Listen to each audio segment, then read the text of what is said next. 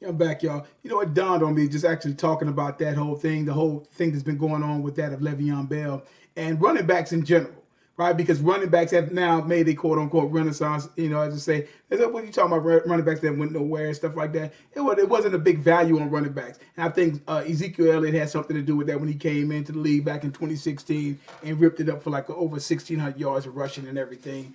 And they really wasn't dealing with backs like that, not taking them high, figure we catch it back in the second and third round and stuff like that or whatever. And it just seems like backs are, making that comeback to where they need to be at and everything. And it dawned on me because a lot of times, because like I said, it's been a lot of news and a lot of things has been made about Le'Veon Bell and the contract situation and all that. Something like I just said a few minutes ago, like he get his money and stuff, he needs to. And it dawned on me, it's like, well, and with the rules and everything with these quarterbacks and how you can't touch them and all this. Well, a quarterback who does drop back, he can become vulnerable because of his blind side and just standing up there. And I get it, but it's as I said, but when you really look at it, a quarterback can play the amount of time that he plays because he doesn't take punishment.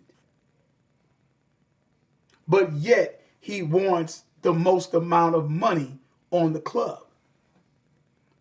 Now, people will say, and I agree, you have to have a quarterback, a good quarterback. You don't really have to have, in my opinion, you just need a solid quarterback to be able to win in the NFL.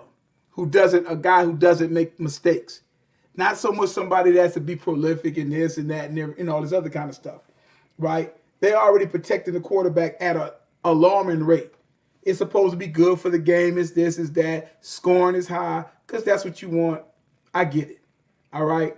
But explain to me, why is the quarterback paid more than that of a running back who touches the ball over 300 and some time miles and who can probably get hit every play or every other play. A quarterback doesn't get hit every other play. Quarterback may not get hit at all. He doesn't have to block, even if he's not getting the ball, or go out on pass routes and might not even catch the ball and still get hit. If he's running the ball 20 some odd times a game, he's getting hit all the time. Why isn't he not paid? Why is it an issue for paying him? So Le'Veon Bell, and like I said, I've said this time and time again. And I've already ran the stats. I've ran the stats several times. You can go back and look at some of the old things that I actually done on him.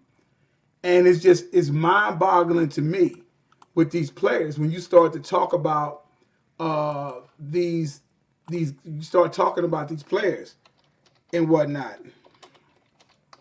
especially the running backs, right? The running backs, and you're talking about someone, right? And you're talking about the touches, and like I said, last year,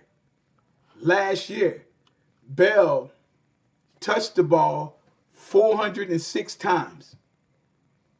His total 406 times. Just think about, he was probably going to get it more than that this year, right? So that would have been over 800 and some odd touches. He had 336 the year before, right?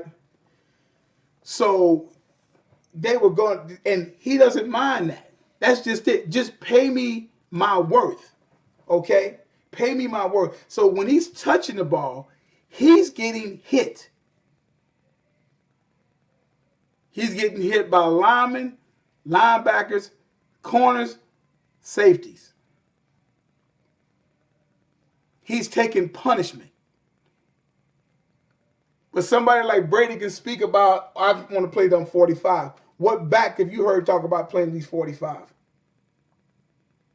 By the time a back is in his latter part of the 20s, they're trying to run him out of town. Unless he's exceptional. You follow? They're trying to run him out of town.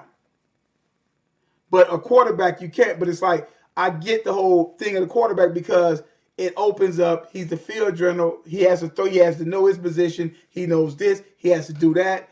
All these other different things that he does, right? He has to connect with his receivers, his tight end, his backs coming out the backfield, knowing what's going on. and all that, the most difficult position to play, to learn coming out of college and all that. I got it. But it's a fine line between that and the running back, and somebody has to touch that ball. You don't hear, like I said, you don't hear running backs lasting until they're 36, 37, 38, 39 years old. There's no way if Drew Brees is a quarterback, Drew Brees is not lasting that long.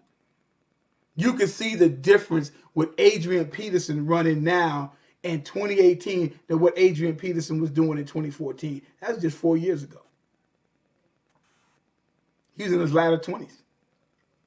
You can see the difference in the way he runs. His cut's not there. Oh, he's a football player and he's a stud. He's gonna give you some bursts, but it's not there no more. Look at Marshawn Lynch. It's not there no more. Yeah, you can still fake it a little bit and get a run, do this and do that, carry a few people and stuff, but it's not there no more. And I get it. So my point is, what is the problem with paying these guys, the ones that's giving you that work, paying the money to these guys? Why are you playing this game? But you'll give a quarterback all of this type of money, and it's quite, I mean, it literally, so you're giving, it's like, I'm like, that's why a punter can stay around. I mean, I know a quarterback is way more punters and kickers and stuff, and then the quarterback can last even longer and whatnot. Now, the game has changed, and they protect him more and stuff like that, because certain quarterbacks, they're not going to be out there sitting up there playing 18, 19 years at that particular position. It's hard to do that because they ain't protecting them guys back in the day. The point of it is, it's like, I don't really have a problem with it, but when these running backs trying to get their money and their life expectancy in the game is short, for the ones that are studs and getting it done, you need to pay them. These owners need to go ahead on and pay them. I'm like, what is the problem? But you'll pay a quarterback who barely, because he doesn't get touched at all hardly. I mean, depending on what team you're on and all this other kind of stuff and whatnot. But because you're not taking you don't take hits like that. And if you do take hits like that, well, those are penalties. So, but at the end of the day, you don't take punishment. You don't take punishment like that. A running back takes punishment. A real good running back takes a lot of punishment.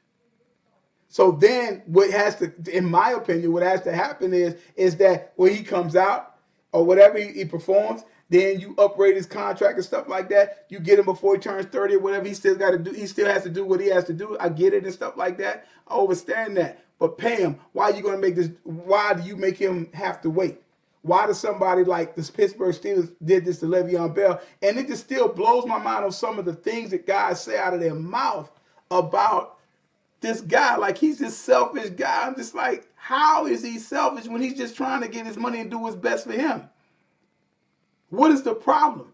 And then what gets me even more is the guys fall into the whole thing with the press.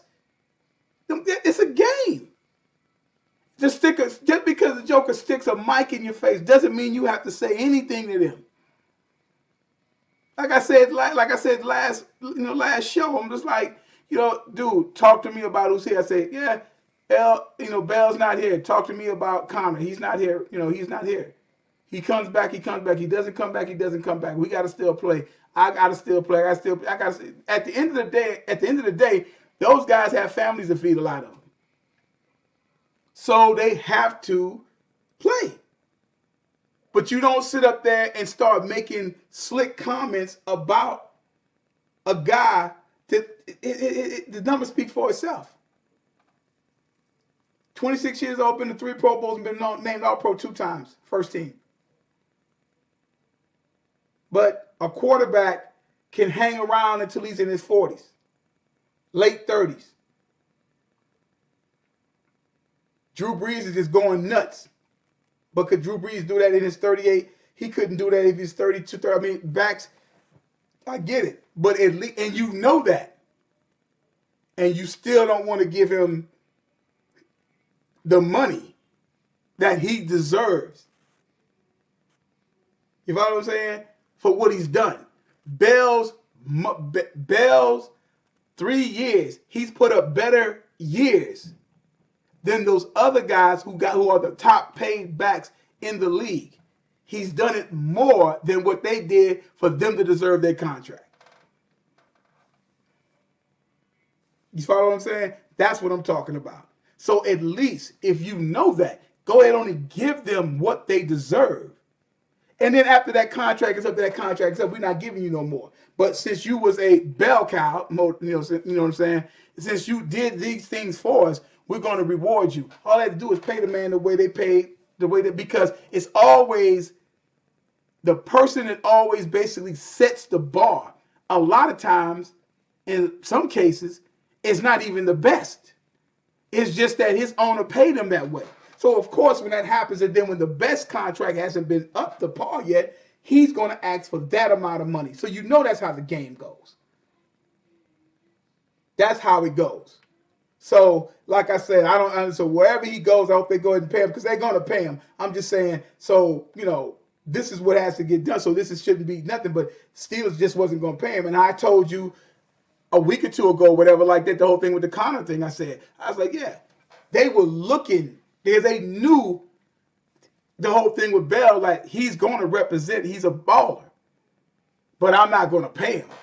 And then he got the weed thing, and then the injury thing. Well, we got this kid Connor coming out of Pittsburgh. He's a local boy. We're going to get him 6'1", 233 or whatever like that. He has a good story and stuff like that or whatever. Hard runner and stuff like that and all of that type of stuff. So we're going to say, I guarantee you that's what they did. That's exactly what they did. And hope, because they knew Bell was going to eventually be on some stuff like after he finished up the 16 season, right? After he finished up the 16 season, they knew they were going to have an issue with him. They already knew that. They knew they were going to have an issue with him. And then when 17 came, because they knew, they said, okay, when 16 came, they said, we're drafting Connor out of Pittsburgh 2017. We're going to draft him. And we're going to hope something goes on, because franchise, he still came into camp last year. And then this happened here in 2018 season. So they knew this was going to happen. But you got to pay these backs, because in due time, I already know Ezekiel Elliott, they're going to restructure his rookie contract. He's going to have to get his money.